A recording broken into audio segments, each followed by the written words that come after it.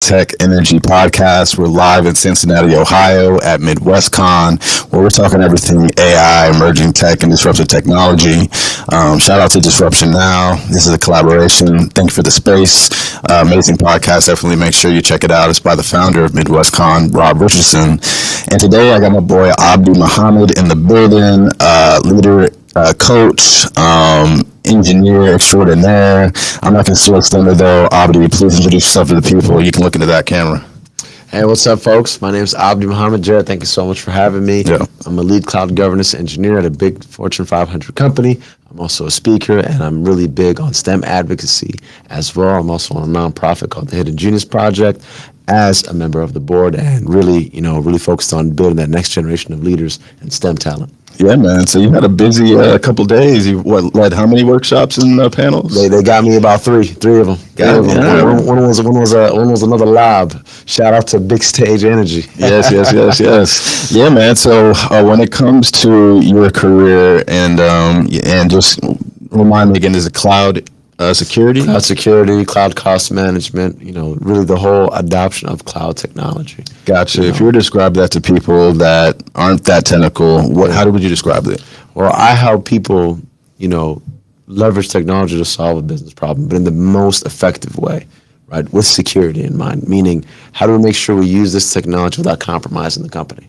right? With cost in mind, how do we use said technology while making sure that we're not burning through cash, right? Because every business, regardless of what product or service you sell, right, money is everything. It boils back to the money, right? And my job is to make sure as we leverage and invest in this technology, there's that return on investment.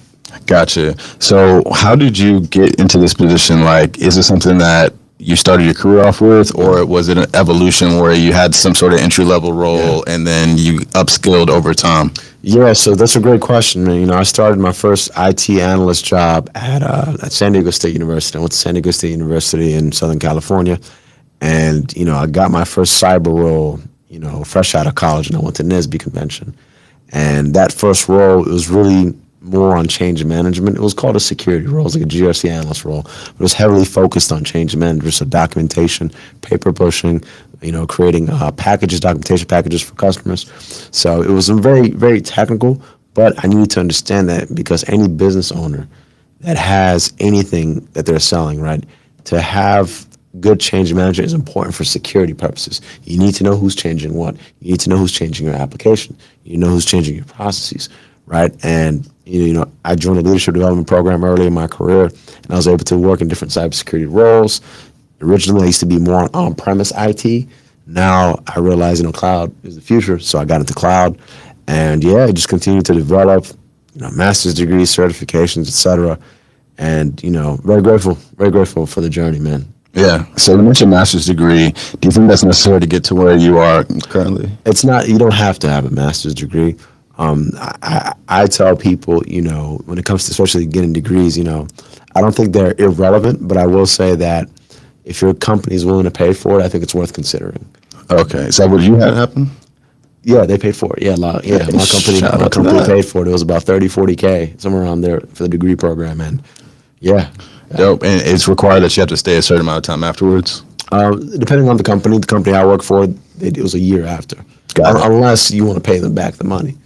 And I wasn't paying that money. But 40K is a lot of money, man. Yeah. I don't know about everybody else's pockets, but under mine, 40 cash is crazy. I don't care if you're a multimillionaire, 40K, you can turn that into something else. So, absolutely. Well, that's dope, man. That's dope that you're able to take advantage of that program. Shout out to the company that we will not name. Of course. But it's the Abdi company. And so it's a big one for sure. Good stuff, man. And so I know you're really passionate about like advocating for others in terms of tech education, etc. Like, what is the advice that you would give people that are trying to get to where you're at? Overall. Yeah, one of the best things I can share, Jared, when it comes to just growing your tech career or having a good solid career, regardless of what position that you're in, is you can't approach it like an amateur. You got to approach it like a professional. Tech is not a hustle. It can be a hustle, but I wouldn't approach it as a side hustle or as a hustle itself. I would approach technology as a profession, right? Similar how LeBron James invests in his body. The Same way, Serena Williams hires coaches, nutritionists, trainers. I am a firm believer that, if you approach your career like a professional, in which you dedicate time every day to practice, to develop, you invest the money and time into coaching or mentorship, or you invest the time and money to come to places like MidwestCon. By the way, shout out to Jared. He got a lot of people, free tickets, right? Places like MidwestCon, coming to conferences, investing in yourself. I believe if folks want to get to that high elite level, high paying role, or be a high level business owner in the tech space, you have to approach it like a professional. You can't approach it like an amateur. Yeah, so there's a lot of fear happening right now with AI taking away entry level jobs. Also just layoffs and redundancies, and just overall, like, certain roles are being seen as less valuable and needed these days. Yeah. Why is cloud security not impacted by AI as much as others? That's a good question, Jared. So when it comes to cloud roles in general, not just cloud security, but cloud cost optimization, or cloud, any type of cloud engineering. Cloud, for those who don't know, cloud is powering the AI revolution, right? A lot of big name companies. We're talking the Amazons, we're talking the Microsofts, the Google, right? They're leveraging their clouds. Those AI services run on their cloud infrastructure. So the longevity of cloud is that cloud is necessary to get to the AI. You can't have AI without the compute, the networking, the storage.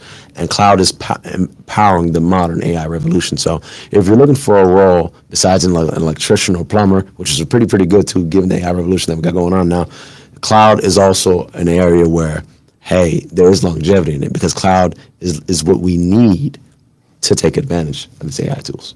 Got you. So if you're just like somebody that has no experience in tech, how long does it take to get skilled up in cloud? Yeah, so I would say, there are 3 to 6 month programs out there. Personally, I'm a firm believer that if you're trying to get your first tech job, I say at least give it a year, because, there's so many factors outside of your control as to why you may not get a job. There are things that you do control, like your work ethic, your portfolio of projects, your LinkedIn social media brand, your Instagram, whatever social media platform that you're using. More importantly, though, you have to understand that you have to not just only have a social media brand, but you also have to make sure you have a strong portfolio. That takes time to develop. And more importantly, you have to be at places like MidwestCon to talk to the recruiters, the hiring managers, the engineers, right? And I think a year is a good time. If you're going from zero to cloud, I think a year is a good time. I think you could get the technical stuff that you need to be effective in the role within 3 to 6 months. You can learn about, and I'm talking about fundamentals, right? We're talking fundamentals. You can get within 6 months. However, the other 6 months, you'll have to be hunting, and you can't be a fisherman when it comes to getting a deal. Yeah. When it comes to your first tech job, it's the hardest job that you'll ever have to get. It's that first one. And especially given current market conditions, I'd say buckle up for at least a year. That's what I advise my family. That's what I advise my close friends. I say if you're not willing to put in a year, I wouldn't pay for that boot camp or do that program, because it's that challenging right now. But there's hope. There's definitely hope. I'm a firm believer that don't let some random guy on a podcast tell you what you can't do. Yeah. If you truly believe you're cut from that cloth, go for it. For sure. Speaking of like just mindset, when it comes to leadership skills and the mindset of being a leader, what's your philosophy on that? Man, my philosophy on leadership is this, everything falls and begins on leadership, right? Whether you get that promotion, whether you close that deal, whether, you get that new job, whether, you get that date, and have a great date, right? Yeah. It falls on leadership.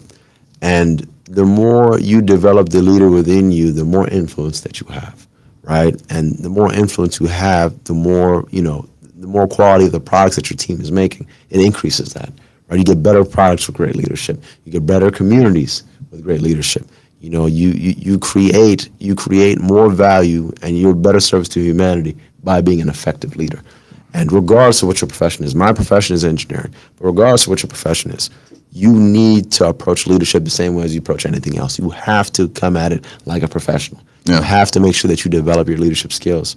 I mean, I just had a workshop called Talk Tech, Speak Human, in which I taught engineers how to be effective communicators. And it was very surface level, talking 100 level, right? Taught them on how to be effective communicators and why that's important. Because as you know, Jared, right? We're entering the age of orchestrating. If you're an engineer, you're like a guy who's playing a guy or gal who was playing a violin, right? That's what an engineer is. Now we're into the age where playing the violin is not enough. You got to orchestrate other violinists. Right? That's the age that we're entering. We're entering the age of orchestration. And how well you orchestrate these different tools, these different agents, whatever you might be using, it's going to be based on your leadership. Which is why, for me, I believe, if you want to distinguish yourself, it's that leadership capacity.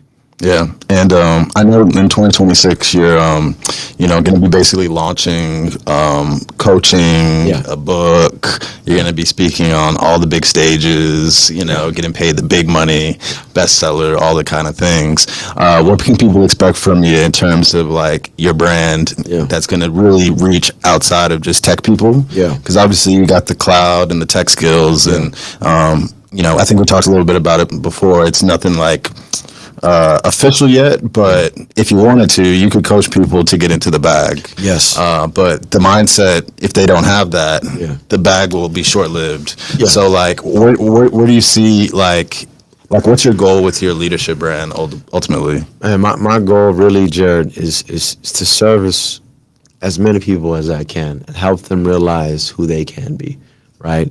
I think so many of us have all this potential. Yeah. And it's unfortunate because folks don't believe in themselves or they don't see themselves as that leader that, they rob the world of their contribution. And I want people to understand, whoever's watching, everybody's that watching, you have something to contribute. Regardless of where you're coming from and where you started, you have something to contribute. And the world needs your contribution. The world needs you. The world needs your contribution. And I believe, we need leadership for folks to execute upon whatever vision God has given them. Amazing. So if people wanted to stay in touch with you in terms of like following your journey, etc., like how can they stay in touch? That's a great question. So I am on Instagram, amohamed.elevate, A as in apple, Mohamed, amohamed.elevate. I'm also on LinkedIn as well. I'm very active on LinkedIn. I might drop a meme or two in the next couple weeks. Stay tuned. Abdi Mohamed, that is my LinkedIn, ABDIE, Abdi, ABDIE, last name Mohamed, Mohamed. Hope to connect with you soon. Absolutely, man. Any last words you want to give the audience before we wrap up? Hey, be a leader. You got it in you. Let it out. You are a leader. Make it happen. Yeah. I want to shout out Sarah from Africans in Tech for connecting us. If you don't know about that podcast, definitely go subscribe. He has a really good interview on there. I have an interview that'll be coming out relatively soon. Love for you to subscribe to Big Tech Energy Podcast, where I highlight Black excellence in tech, resources, mindset, and education. Also, shout out to Disruption Now, Robertson's podcast. Make sure you check them out too, especially if you're interested in AI and emerging technology and really getting into the weeds of blockchain and all the different things that are emerging in the space. And then if you are interested in being on conference stages, podcasts, virtual events, or being connected with people that can help you elevate your career, your business, or just your overall quality of life, definitely tap in with me. You can check out more information at bigstage.energy, or you can just DM me at Dr. J, DOCTAJ. Just let me know you saw the podcast. You're interested in elevating your personal brand so more people know, trust, and like you, which can create generational wealth and other revenue streams. And if it makes sense, we can work together. And if not, you will learn something from me. So with that being said, this is Big Tech Energy Disruption Now collaboration, MidwestCon. If you haven't heard of it, definitely make sure you're in the building next year. It's amazing. And this is Big Tech Energy. Stay disruptive. We're out.